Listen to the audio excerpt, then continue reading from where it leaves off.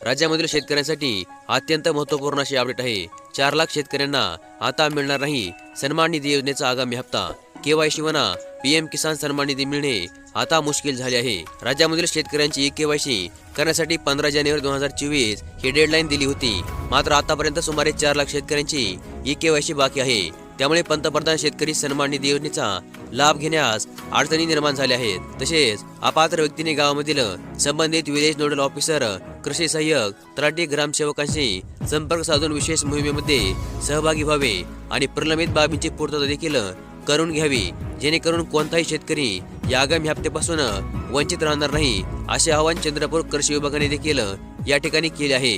तसेच ज्या शेतकऱ्यांची केवायसी बाकी आहे ते आता आपल्या शेती शिवारामधून आपल्या मोबाईलद्वारे देखील ती पूर्ण करू शकतात। त्यासाठी त्यांना त्यांच्या मोबाईलमध्ये pmkisan.gov.in या अधिकृत अशा वेबसाईटला भेट द्यायची आहे। धन्यवाद।